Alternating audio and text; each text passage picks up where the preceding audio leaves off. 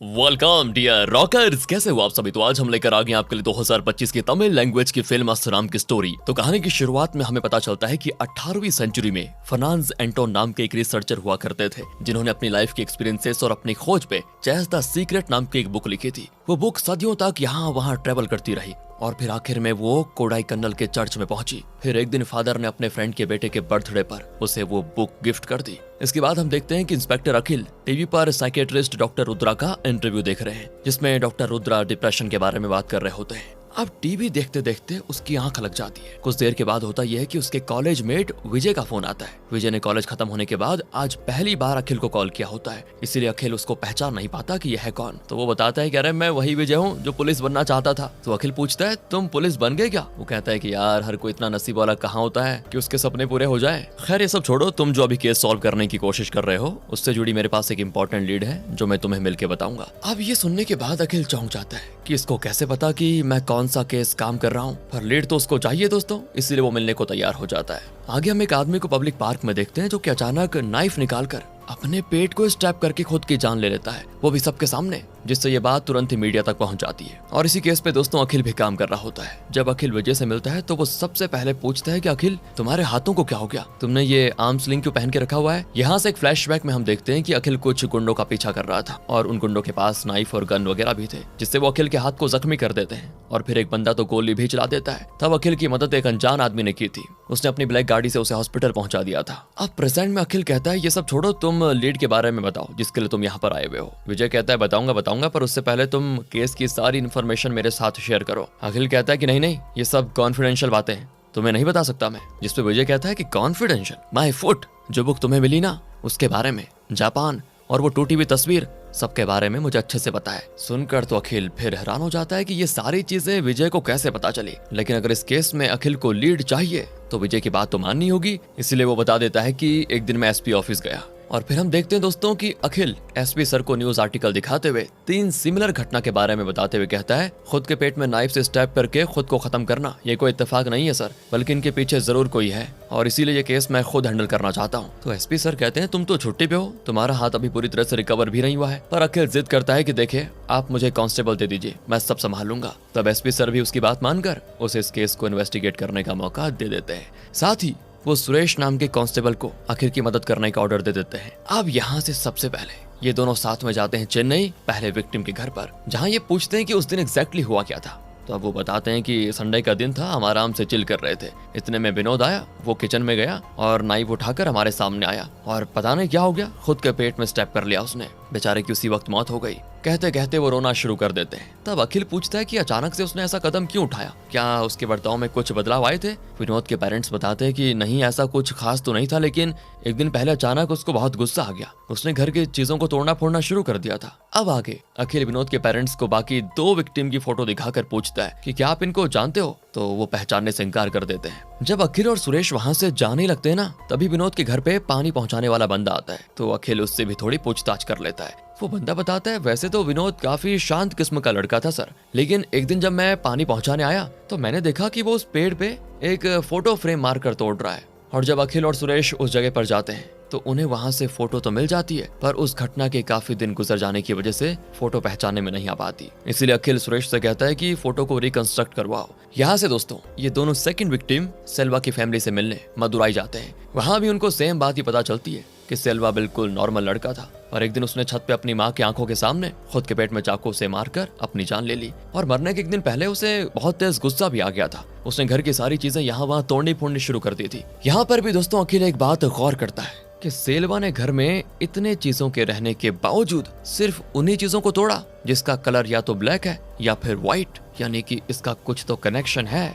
इसके बाद अखिल और सुरेश जाते हैं कोडाईकन्नल। यहीं के पब्लिक पार्क में वरुण ने खुद को खत्म कर दिया था, इसीलिए पार्क में मौजूद लोगों से वो उस दिन की घटना के बारे में पूछता है। तब इनको पता चलता है कि वरुण अचानक से बिल्कुल सीरियस फेस के साथ पार्क में आया और उसने क्रिश्चियंस की तरह हवा में क्रॉस बनाया और फिर अचानक अपने पेट में स्टैब कर दिया। वो बिल्कुल नहीं डरा। फिर जाते हैं ये लोग वरुण के घर पर, जहाँ इनको पता चलता है कि वरुण ने नेहा से लव मैरिज करी थी। दोनों का रिलेशनशिप भी बढ़िया चल रहा था, पर अजीब बात ये थी कि दोनों ही हिंदू धर्म से बिलोंग करते थे। तो फिर मरने से पहले वरुण ने क्रॉस क्यों बनाया था, क्या कोई उसको अपना धर्म कन्वर्ट करने के लिए कह रहा था? इस बारे में जब वो नेहा से पूछता है तो वो कहती है नहीं नहीं, हम दोनों तो डेली अपने घर पे पूजा पाठ करते थे और उनका एलेक्स नाम का एक क्रिश्चियन दोस्त भी था, मगर वो खुद अपने धर्म को ज्यादा फॉलो नहीं करता था, तो मेरे पति को क्या ही कन्वर्ट करने के लिए कहेगा। पर फिर भी दोस्तों अखिल सुरेश के साथ एलेक्स से मिलने उसके कबाड़ खाने में जाता है, जहाँ एलेक्स अपने काम में काफी बिजी होता है। वैसे उससे जब ढंग से पूछताछ की जाती है तो वो भी सेम बात करता है कि साहब मैं तो काम धंधे वाला आदमी हूँ, मुझे खुद महीनों के बाद चर्च जाने का टाइम मिलता है,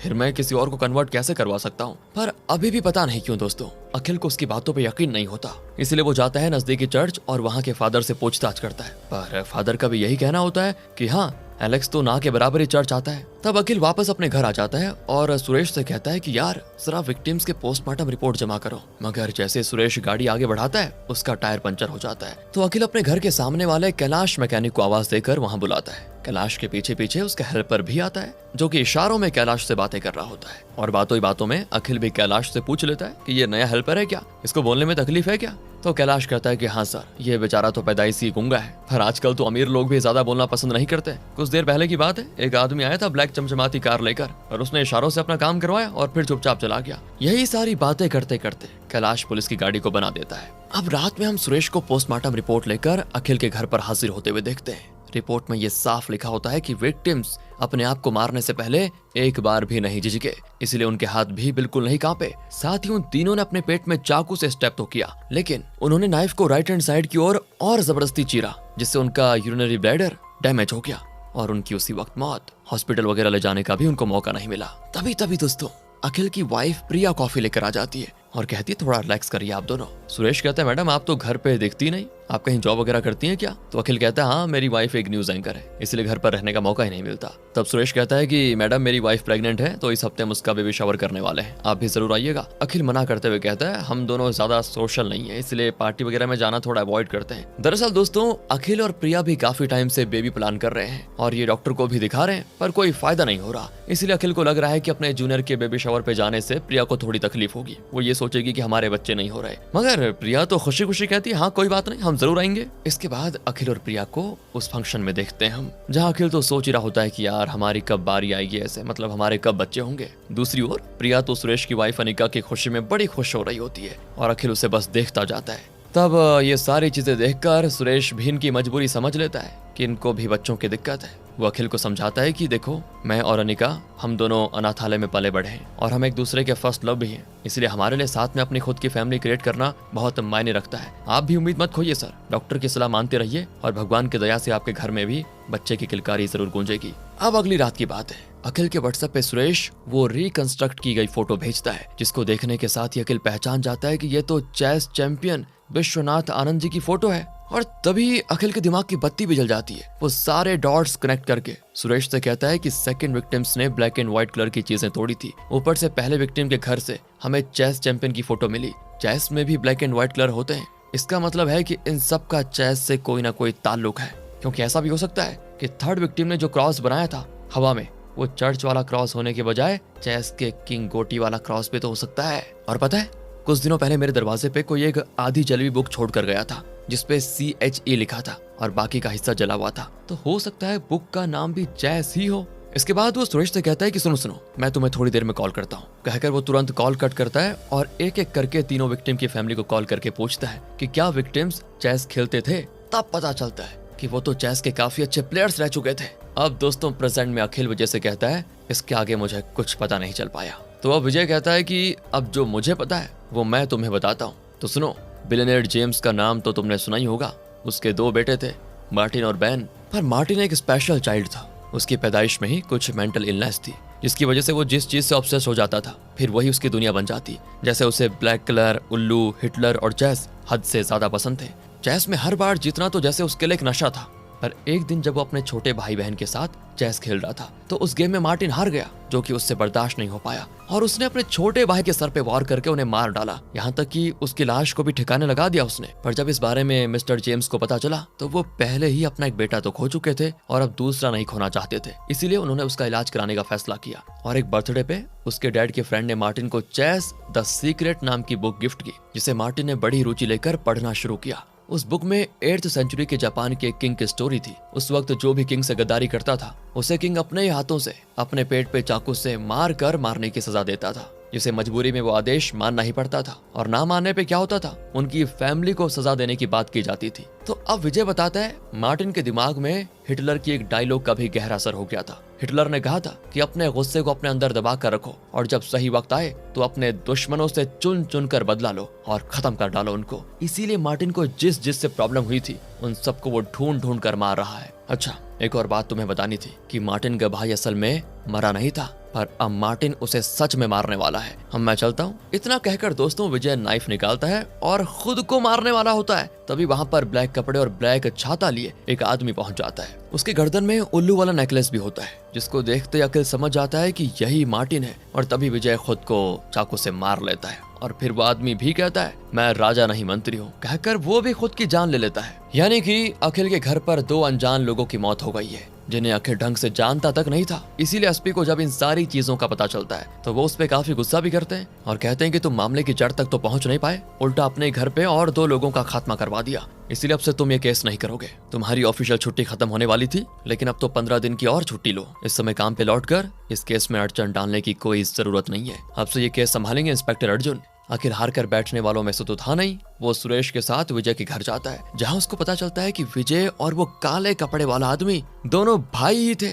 उसका नाम मार्टिन नहीं बल्कि किशोर था। किशोर की मां अपने दोनों बेटों की मौत से काफी दुखी थी, पर उन्हें मार्टिन के बारे में कुछ भी पता नहीं था। फिर भी अखिल अपनी आईडी उनको देते हुए कहता है देखिए, अगर आपको कुछ पता चले तो हमें जरूर बताइएगा। ये कहकर वो बाहर आ जाता है क्योंकि उसे प्रिया का फोन जो आ रहा था, तो प्रिया उसे बताती है सुरेश की वाइफ को लेबर पेन शुरू हो गया है, इसलिए मैं उसको हॉस्पिटल लेकर आ गई हूँ, इसलिए तुम भी डायरेक्ट हॉस्पिटल आ जाओ। ये बात जब अखिल सुरेश को बताने के लिए जाता ही है तो देखता है कि किशोर की माँ सुरेश को एक ब्लैक बॉक्स दे रही है, पर जल्दबाजी में वो पूछ नहीं पाता कि उसमें क्या है। अब पहले ये दोनों हॉस्पिटल आ जाते हैं जहाँ अनिका को लड़की होती है। सभी बड़े खुश होते हैं। अगले दिन सुरेश वो ब्लैक बॉक्स अखिल को देते हुए कहता है किशोर के रूम में ये बॉक्स रखा हुआ था जिसपे आपका नाम लिखा हुआ था सर, इसलिए उन्होंने उस दिन ये दे दिया था। अब उस बॉक्स को खोलने पे इनको एक पजल लॉक मिलता है, जिससे सॉल्व करने के बाद इनको मिलता है एक फोन नंबर और उस फोन नंबर के थ्रू ये मार्टिन का एड्रेस पता करते हैं और सीधा पहुंच जाते हैं उसको धमकाने के लिए। पर ये क्या, वहां जाने के बाद उनको रियलाइज होता है कि ये मार्टिन का नहीं बल्कि साइकेट्रिस्ट डॉक्टर रुद्रा का घर है। और जब अखिल सारी स्टोरी डॉक्टर रुद्रा को बताता है तो वो कहते हैं ये जापानीज स्टोरी तो मैंने भी सुनी है, पर इस स्टोरी में थोड़ा फेरबदल है। असल में जापानीज किंग अपने साथ विश्वासघात करने वाले लोगों को ये सजा नहीं देते थे, बल्कि उन्हें तो चेस खेलने का बड़ा शौक था, पर हाँ उनसे अपनी हार बर्दाश्त नहीं होती थी। इसीलिए वो अपने सैनिकों के साथ चेस तो खेलते थे, लेकिन जब हार जाते थे तो वो उन सिपाहियों पे विश्वासघात करने का इल्जाम लगाकर उसे अपने ही हाथों जान लेने पर मजबूर कर देते थे। मगर फिर एक सिपाही था, उसे ये सब पता चल गया और वो समझ गया कि एक दिन मेरे साथ भी यही होगा। इसीलिए उसने हिप्नोटाइज करने की कला सीखी और जब उसकी बारी आई किंग के साथ चेस खेलने की तो उसने किंग को हरा दिया, जिससे किंग बौखला गया और उसने उस सिपाही को भी मौत की सजा सुना दी। लेकिन उस सिपाही ने ही किंग को हिप्नोटाइज कर लिया और किंग को भी ठीक वही मौत दे दी जो वो अभी तक अपने सिपाहियों को देते हुए आ रहा था। जिसके बाद किंग ने भी अपने पेट में मतलब वही चाकू खोपकर राइट साइड की ओर जरा जोरदार कट लगाया और ब्लडर डैमेज हो गया, तुरंत ही उसकी जान चली गई। अब ये सब जानने के बाद अखिल और सुरेश वापस घर जाते हैं और इस केस के बारे में बहुत सोच विचार करते हैं कि क्या चीज कैसे हो रही है। तो अखिल रियलाइज करता है कि अभी तक मुझे जो भी इन्फॉर्मेशन पता चली वो मैंने पता नहीं लगाई, बल्कि मार्टिन ने खुद मुझे अपने बारे में ये चीजें पता लगाने दी। उसने जानबूझकर हिंट ड्रॉप किया ताकि मुझे सारी चीजें पता चल सके। लेकिन अगर ऐसी बात है तो मार्टिन जरूर हमारे आसपास रहकर हम पे नजर रख रहा होगा। तभी उसकी नजर पड़ती है कैलाश मैकेनिक के उस गूंगे हेल्पर पे। अब अखिल को लगता है कि हो ना हो इसका भी कुछ कनेक्शन हो मार्टिन से, और क्या पता ये हम पे नजर रख रहा हो। और आज अगर ये मेरे हाथ लग गया ना तो फिर देखता हूँ इसको। मगर दोस्तों ये क्या, वो बेचारा तो खुद अखिल के पास आता है उसे बुलाने के लिए, क्योंकि कैलाश का किसी से झगड़ा हो गया था। पर वो झगड़ा करने वाला आदमी अखिल को देखते ही वहाँ से भाग जाता है और फिर पूछने पे कैलाश बताता है वो आदमी दरअसल गाड़ी का काम करवाने के बाद पैसे दिए भी नहीं जाना चाह रहा था, इसलिए मैंने अपने हेल्पर को भेजा था आपको बुलाने के लिए। ये जानने के बाद अखिल को एक बात याद आती है कि एक बार कैलाश ने एक काली गाड़ी वाले के बारे में मुझे बताया था। वो भी बात नहीं करता था, उसके पास भी काली गाड़ी थी। तो इसीलिए दोस्तों अखिल कैलाश से उस गाड़ी वाले के बारे में पूछता है, उस काली गाड़ी वाले के बारे में। तो कैलाश कहता है मुझे ज्यादा तो नहीं पता, लेकिन उस गाड़ी के स्टीयरिंग में उल्लू बना हुआ था। सुरेश तो अपने घर चला जाता है, मगर अखिल को नींद नहीं आती। वो अभी भी इस केस के बारे में सोच रहा होता है और तभी अचानक से अखिल का शक जाता है डॉक्टर रुद्रा के ऊपर कि उनको इतनी सारी बातें कैसे पता। क्या उन्होंने भी चेस द सीक्रेट बुक पढ़ी थी? क्योंकि ये स्टोरी तो उसमें ही थी, बस कहीं और तो नहीं थी। पर जो बुक मेरे पास आई जिसमें CHE लिखा हुआ था वो पूरी नहीं थी, तो मैं उसको पूरा नहीं पढ़ पाया। मतलब कुछ तो चक्कर है। इसका मतलब यह है कि डॉक्टर रुद्रा जरूर कुछ जानते हैं बहुत बड़ा। और दोस्तों, इसी सवाल के जवाब में वो जाता है डॉक्टर रुद्रा के घर, पर वहां जाने पे वो देखता है कि डॉक्टर रुद्रा तो पेट में चाकू मारकर अपनी जान लेने की कोशिश कर रहे हैं। लेकिन सही वक्त पे अखिल उन्हें हॉस्पिटल पहुंचाकर उनकी जान बचा लेता है, क्योंकि डॉक्टर रुद्रा ने बाकी विक्टिम्स की तरह चाकू को राइट साइड की तरफ नहीं शिफ्ट किया था, इसलिए वो बच गए थे। अब जब उनको होश आता है तो अखिल उनको सारी सच्चाई बताने को कहता है कि प्लीज बताइए। और यहाँ से स्टोरी जाती है पास्ट में, जहाँ दोस्तों हम देखते हैं कि डॉक्टर रुद्रा और जेम्स फैमिली फ्रेंड्स थे। साथ ही डॉक्टर रुद्रा मार्टिन का इलाज भी कर रहे थे। सब कुछ बढ़िया चल रहा था, पर अचानक एक दिन मार्टिन की मॉम की हो जाती है मौत किसी मेडिकल कंडीशन की वजह से, जिसके बाद मार्टिन अकेला पड़ जाता है। क्योंकि जब उसकी माँ जिंदा थी तो वो अपना पूरा टेंशन मार्टिन को ही दिया करती थी, क्योंकि मार्टिन मेंटली उतना स्टेबल नहीं था। पर हाँ, वो चेस खेलने में इंटरेस्टेड जरूर था, इसलिए मार्टिन की माँ जानबूझकर मार्टिन से हार जाती थी और फिर वो मार्टिन के माथे पे किस करके उसको चेस जीतने की बधाई देती थी। ये सारी चीजें डेली होती थी, जिससे मार्टिन को क्या इस चीज की लत लग गई थी। पर जब उसकी माँ की मौत हुई तो उसको ये किक नहीं मिल पा रही थी, जिससे वो काफी डिप्रेशन में चला गया। और तब मार्टिन का छोटा भाई बैन मार्टिन का मन रखने के लिए उसके साथ चेस खेलता है, मगर वो अपनी माँ की तरह जानबूझकर मार्टिन के सामने हारता नहीं, बल्कि गेम जीत लेता है। और फिर मार्टिन को आता है बड़ा गुस्सा और वो बैन के सर पे वार करके उसे मार डालता है। उसकी बॉडी को भी अपने डैड की ब्लैक एम्बेसडर कार की डिक्की में डालकर जंगल में चला जाता है, जहां वो खाई में उसकी बॉडी को फेंककर वापस घर आ जाता है। मगर कुछ देर के बाद जेम्स को पुलिस की कॉल आती है और वो उन्हें मार्टिन के साथ पुलिस स्टेशन आने को कहते हैं। यहाँ दोस्तों एक ट्विस्ट रिवील होता है। जब मार्टिन बैन को फेंकने गया था पहाड़ी पे, तो उसको ये सारी चीजें करते हुए अखिल नाम के एक बच्चे ने देख लिया था, और उस बच्चे ने पुलिस में वो बातें बताई थी। इतनी बातें नोट कर ली दोस्तों आपने। अब इसके बाद क्या होता है, जेम्स पुलिस वालों से कहकर हर जगह बैन की तलाश करवाता है, मगर वो नहीं मिलता। तब जेम्स हार मानकर बैन को मरा हुआ मान लेता है और सोचता है कि बैन की बॉडी को शायद किसी जानवर ने खा लिया होगा। पर अब वो अपने दूसरे बेटे को नहीं खोना चाहता, इसलिए पुलिस वालों को पैसे वैसे खिलाकर मार्टिन को कानून के हाथों से बचा लेता है। फिर वो ये सारी बातें रुद्रा को बता देता है, और तब रुद्रा अपने दोस्त की मजबूरी को समझते हुए कहता है, गलती तो इंसान से ही होती है, हमें मार्टिन का अच्छे से इलाज करना होगा। इसलिए वो जेम्स को सजेस्ट करता है कि मार्टिन को इस दुनिया की रियलिटी का सामना करवाओ। उसे समझ आना चाहिए कि हमेशा जीत उसकी नहीं होगी, दूसरे लोग भी उससे बेहतर हो सकते हैं दुनिया में। और इस बात का रियलाइजेशन करवाने के लिए तुम उसे बार बार चेस में हार का सामना करवाओ। डॉक्टर रुद्रा की बात मानकर जेम्स कई सारे ऐसे बच्चों को ढूंढता है जो कि चेस अच्छे से खेलना जानते हो, और फिर वो उन बच्चों को एक एक करके हर कुछ दिन में मार्टिन के साथ चेस खिलवाता है, जिसमें बार बार मार्टिन हार जाता है और हर बार वो बड़ा गुस्सा होता है। वो अपनी हार मानना ही नहीं चाहता, और इस मोमेंट में जेम्स उसे किसी तरह संभालता है। इसके बाद उसके हाथ चेस द सीक्रेट बुक लग जाती है, जिससे वो हिप्नोटाइज करना सीखने लगता है। इसी के साथ एक दिन उसे इस बात का पता चल जाता है कि उसके पिता चुन चुनकर ऐसे बच्चों को उसके साथ चेस खेलने के लिए लेकर आ रहे हैं जो चेस में माहिर हैं। इसलिए मार्टिन सोचता है कि तभी वो बच्चे मुझे आसानी से हरा पा रहे हैं, मतलब मेरे पिताजी मेरी जीत नहीं देखना चाहते। यही सोचकर एक दिन वो अपने पिता के साथ चेस खेलता है और जानबूझकर हार जाता है, और आखिर में वो अपने पिता को एक शराब की बोतल से हिट करके मार देता है और हो जाता है फरार। अब प्रेजेंट में डॉक्टर रुद्रा कहते हैं कि कुछ दिनों पहले अचानक मार्टिन वापस लौट आया और उसने मुझे मेरी जान की धमकी देकर कुछ बातें भी बताई, और कहा कि जब मेरी तलाश में अखिल यहाँ पर आएगा तो उसे ये सारी चीजें बता देना। पर अखिल, अब मुझे काफी रिग्रेट हो रहा है। अगर बचपन में ही मैंने उसे पुलिस के हवाले कर दिया होता तो आज इतने लोगों की जान नहीं जाती। तो अब जाकर अखिल को समझ आता है दोस्तों कि मार्टिन वही लड़का है जिसके बारे में बचपन में मैंने पुलिस को इन्फॉर्म किया था। क्योंकि दोस्तों वो जो छोटा अखिल था ना, वो यही अखिल है, और उसने देख लिया था कि मार्टिन अपने छोटे भाई बहन को जंगल में फेंक रहा है। अखिल भी सोचता है कि मैंने उस समय उसका पर्दाफाश किया था, इसीलिए वो मुझसे अब बदला लेना चाह रहा है। उसने बड़े ही सोच समझकर मुझे इस केस में उलझाया और टाइम पे अपने हिसाब से आगे बढ़ने के लिए हिंट भी दिया। साथ ही उसने उन लोगों को ही सिर्फ जान से मारा जिन्होंने बचपन में मार्टिन के डैड से पैसे लेकर मार्टिन को चेस में हराया था। लेकिन दोस्तों एक और बात है, बैन मरा नहीं था। वो खाई से जरूर गिरा था लेकिन मरा नहीं था।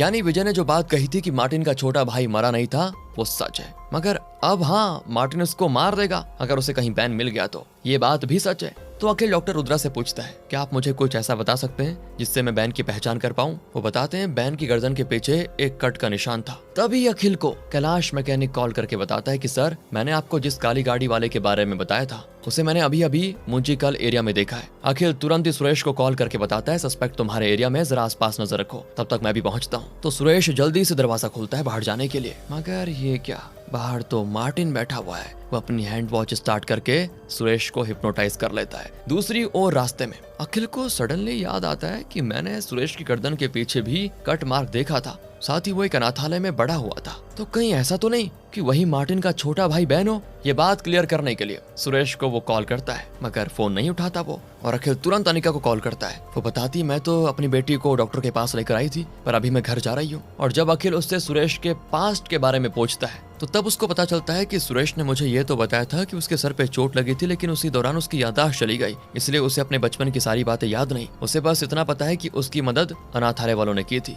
पर जब अखिल अनिका को बताता है कि सुरेश की जान को खतरा है फिलहाल, तो वो तुरंत घर जाती है जहाँ मार्टिन उसका खून कर देता है। और तभी अखिल भी वहाँ पहुँच जाता है और उसकी आंखों के सामने सुरेश भी अपने पेट में चाकू से स्टेप कर देता है, मगर तभी अखिल उसका हाथ पकड़ लेता है, उसे मरने से बचा लेता है। लेकिन इसके बाद मार्टिन अपने हाथों से सेम तरीके से खुद को मार डालता है। वहीं अखिल टाइम रहते सुरेश को हॉस्पिटल पहुंचा देता है, जहां डॉक्टर उसकी जान बचा लेते हैं। फिर अखिल सारी बात डॉक्टर रुद्रा को बताता है और कहता है, मुझे समझ नहीं आया कि आखिर मार्टिन ने अपने हाथों ही अपना खून क्यों किया। तब रुद्रा बताता है कि मार्टिन अपने विक्टिम को कोई आम तरीके से हिप्नोटाइज नहीं करता था, बल्कि वो तो चेस द सीक्रेट बुक में लिखे गए तरीकों से हिप्नोटाइज करता था। उस तरीके का एक साइड इफेक्ट भी है कि अगर हिप्नोटाइज होने के बाद भी सामने वाला आदमी खुद की जान ले पाने में नाकामयाब रहता है, तो फिर हिप्नोटाइज उल्टा करने वाले पे आ जाता है। इसलिए सुरेश को तुमने मरने से बचा लिया, पर मार्टिन पे वो हिप्नोटाइज कर चला गया और उसने खुद की जान ले ली। अब सारी गुत्थी सुलझ चुकी होती है, पर अफसोस कि सुरेश की वाइफ अनिका नहीं बच पाई, इसलिए उसकी बेटी को पालने पोसने की जिम्मेदारी